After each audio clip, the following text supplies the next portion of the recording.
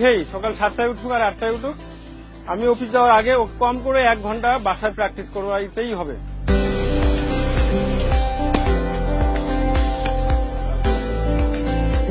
ওর নাম আসলে সাকিব নয়, ওর নাম হচ্ছে আব্দুল কাইয়ুম হিমেল।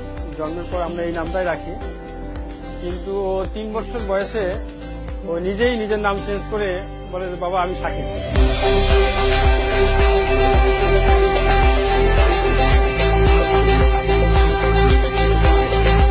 আমার নাম সাকিব, আমি বড় হলে সাকিব হব।